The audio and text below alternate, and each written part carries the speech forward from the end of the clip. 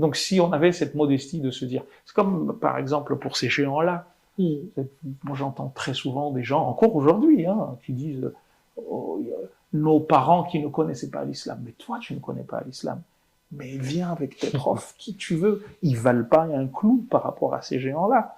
Mais on a l'habitude de minimiser, mais quel est le Comorien d'aujourd'hui qui parmi nous, on va se jeter dans le bain, quel est le Comorien qui est, par exemple, dans le Guinness, c'est le Guinness des célébrités arabes. Al-Habib Omar. Il y a un monsieur qui a décidé d'écrire un bouquin qui s'appelle Al-A'lam, donc les célébrités, les personnalités célèbres, les illustres, qui s'appelle les Zirikli. Et il est parti, les plus célèbres parmi les Arabes.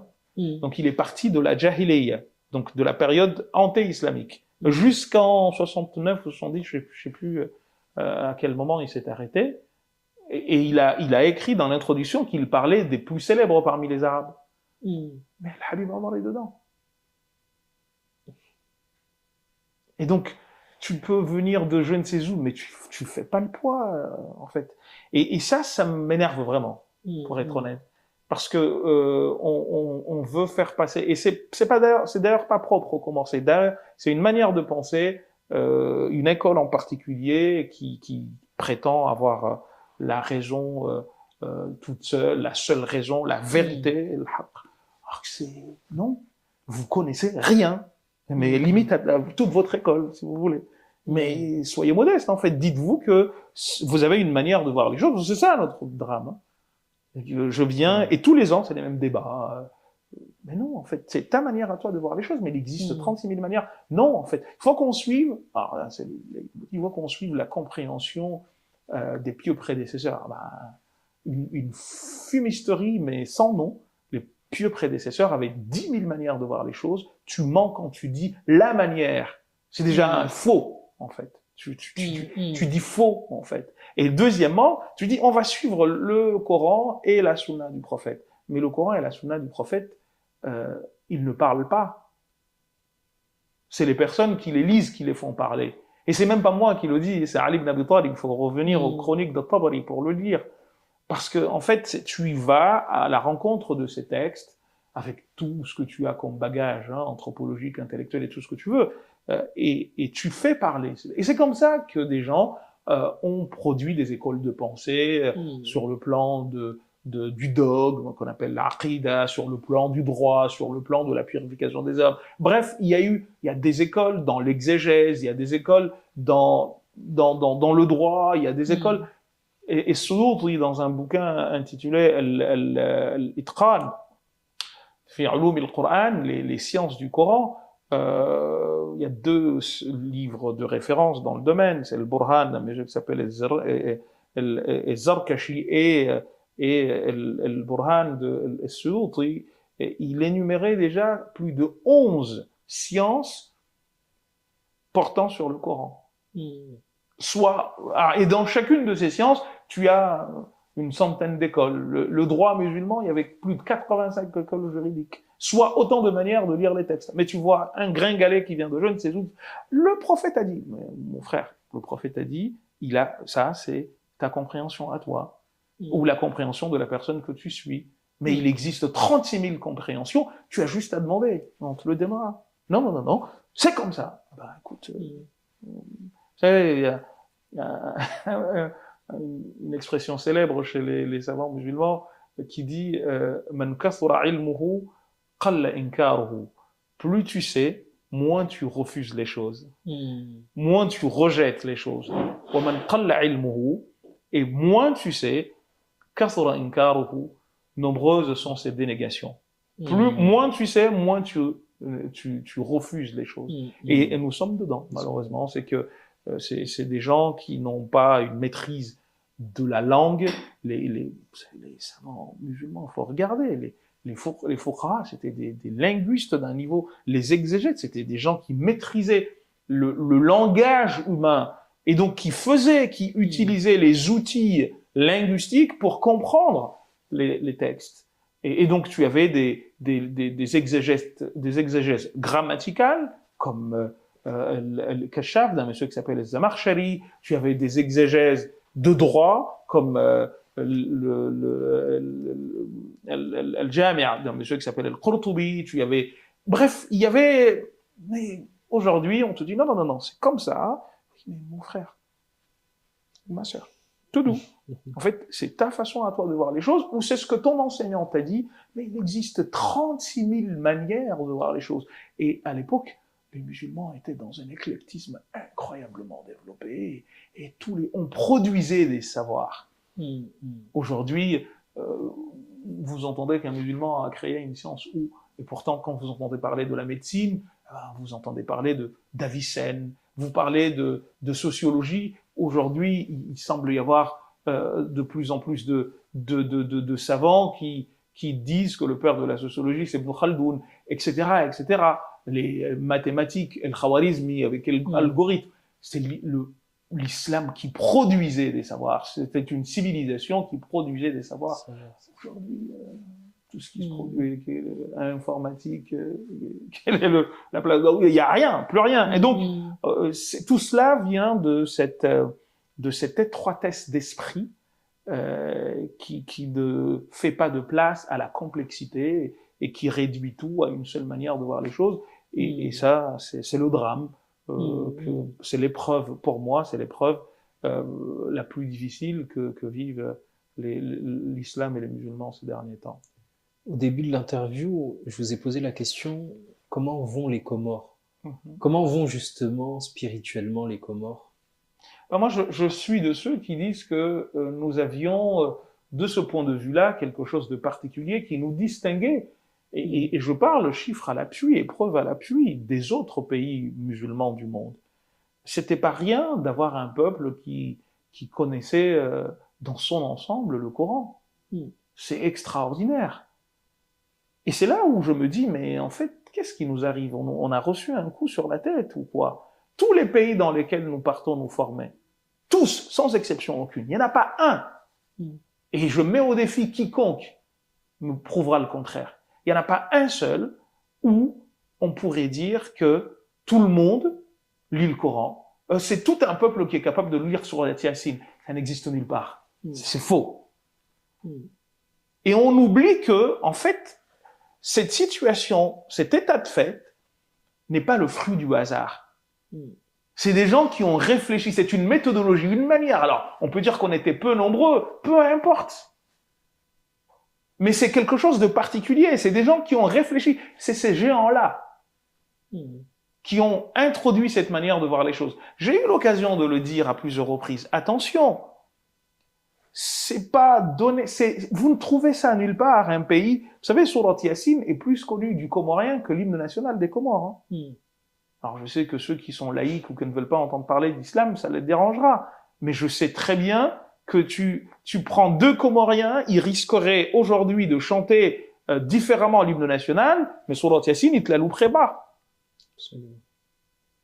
Nad'ouka la nad'ou siwaka ilahana, le dua de Habib Ahmed, le père d'Al-Habib, par exemple, il fut un temps où le Comorien, avant que ne vienne une manière de voir les choses et qu'elle mette de côté tout cela, les Comoriens, c'était quelque chose de... Le Mawlid, le Barzanji.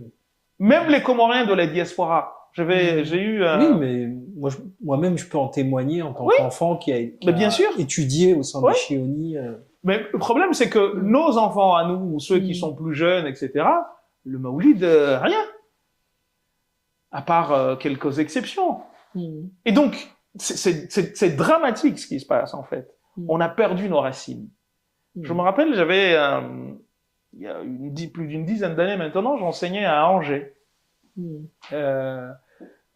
J'y allais une fois par mois former des gens là-bas en islam et j'ai fait la découverte d'une famille, la connaissance d'une famille d'origine malgacho-comoriano-yéménite, très composite. Et il y avait un jeune, justement dans cette famille, que j'ai surnommé Wabadou. Pourquoi? Parce que quand ils se réunissaient pour lire le Maoulid, il disait, moi, il faut que je prenne moi Ba'dou, et il est militaire maintenant il doit être père, hein, et peut-être que s'il voit notre interview, il se souviendra de cela, parce que je l'appelais tout le temps Ba'dou, qu'est-ce qu'il devenait, etc. Il était jeune, à l'époque, il devait avoir une vingtaine d'années. Et je me suis dit, bon, c'est extraordinaire, en fait. C'est parti jusqu'à La Réunion, jusqu'à Madagascar, Allah, je me dis, mais... Et cette richesse-là... Jusqu'au Kenya. Je vous dis, jusqu'en RDC, c'est en Valence. En Indonésie aussi. Alors, l'Indonésie, c'est autre chose, parce que ça vient justement du Yémen, etc. C'est les savants, des savants yéménites, qui sont, d'ailleurs, c'est par ce biais-là que des gens comme Al-Habib Omar, parce que c'est le dernier grand maître, hein, de la confrérie Ba'alawi, qui est très présente en Indonésie. Et donc, c'est des Hadarima, des gens de Hadramaut qui ont amené l'islam en Indonésie, notamment par ceux qu'on appelle les Tujar, les 9 marchands, qui ont amené l'islam là-bas et qui ont fait de l'Indonésie le plus grand pays musulman du monde. Sans effusion, sans ni rien. Vous savez,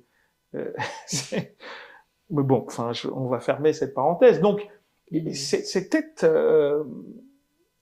c'est des méthodologies extraordinairement puissantes et efficaces qui ont marché. Alors, j'ai un ami, un frère, un cousin qui me dit, oui, mais moi, je dis, oui, mais toi, tu parles d'un cadre familial. Là, on parle d'un pays entier, de régions entières. Et dans le bouquin dont je vous ai parlé tout à l'heure, le bouquin le livre de Bah Hamid, si ma mémoire est bonne, le frère qui a écrit sur l'Asr al-Dhahabi, l'âge d'or de l'histoire de Zanzibar, il parle justement du Maoulid dans la conversion des gens à Zanzibar. Et il raconte que, preuve à l'appui, quand c'était la période du Maoulid,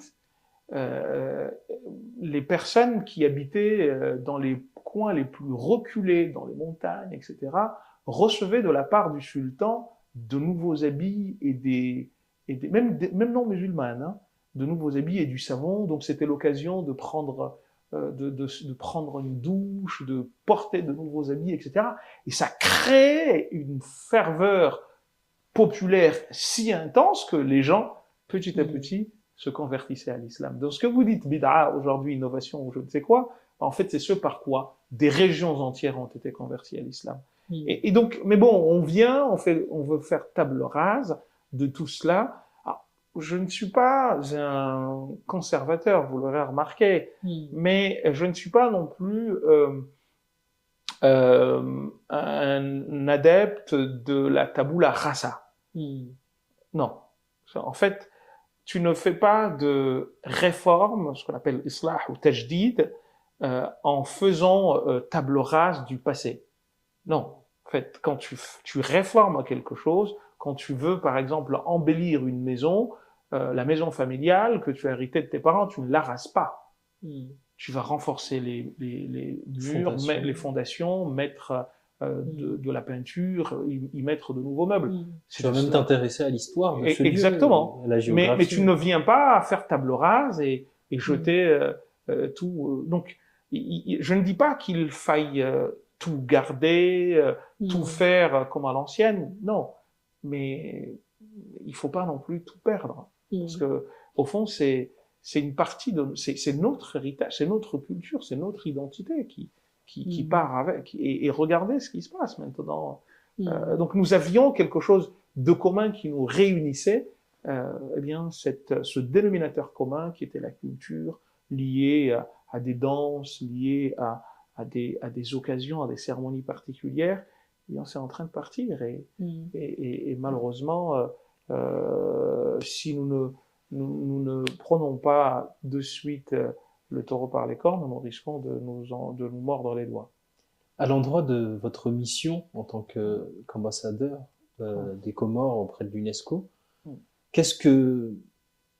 à quoi ressemblent tout simplement vos missions? Qu'est-ce que vous pouvez faire en tout cas à votre endroit pour que justement, on va pas dire que rien ne se perde, mais au moins qu'on puisse se souvenir encore? Alors l'UNESCO, c'est, comme tout le monde le sait, maison des sciences, de l'éducation, de la culture et du sport aussi, hein, se dit en passant, même si les gens ne le savent pas. Et donc, pour schématiser, c'est quoi l'UNESCO? C'est le marché dans lequel les pays du monde viennent chacun faire la promotion de son savoir culturel, de son patrimoine. Donc, quand on est délégué permanent auprès de l'UNESCO, notre mission première, c'est de faire valoir la particularité, la richesse de la culture de notre pays d'origine et de son patrimoine. Euh, alors, naturellement, la mission de l'ambassadeur va consister à sauver ce qui est à sauver, c'est-à-dire faire en sorte que, eh bien, les cultures qui sont menacées de disparition, eh bien, puissent être conservées, etc. Mais c'est aussi de son devoir de faire en sorte que ce qui existe continue à travers alors une exposition de tout cela en le disant partout dans le monde, mais aussi à travers, et c'est comme ça que moi je conçois ma mission, à travers des adresses à la nation, au pays, euh, alors aux côtés des ministères dédiés à la culture, à l'éducation, mais c'est en tout cas comme ça que je conçois ma mission, c'est aussi de mon devoir et du devoir de toute personne qui travaille et œuvre dans et pour la culture que de travailler ainsi. Donc, tout ambassadeur d'un pays a pour mission première de non seulement défendre les intérêts de son pays à l'international, mais aussi et surtout de le faire rayonner. Eh bien, je pense que, enfin, pas que je pense, c'est ce que j'essaye à mon modeste niveau de faire et je ne prétends pas que je réussis à 300%, mais j'essaye en tout cas. Mais puisque vous n'y avez pas répondu tout à l'heure, pourquoi vous avez accepté d'être ambassadeur et comment ça s'est présenté tout concrètement? Ben écoutez, j'échange avec le président Azali depuis 2015 et j'ai vu en lui une personne qui, pour ne rien vous cacher, la première fois que j'ai rencontré le président Azali, c'est en 2015 lors d'une cérémonie euh, traditionnelle, culturelle, un mariage. Et donc on m'avait demandé, je me rappelle, mon oncle m'y avait amené pour faire le prêche et à l'issue du prêche, il était plus président à l'époque, donc j'étais assis à ses côtés et il m'a dit, votre voix me dit quelque chose. Il m'a dit, est-ce que c'est pas vous qui passez sur France 24, etc. Je lui ai dit, il m'arrive de passer sur France 24. Et depuis lors,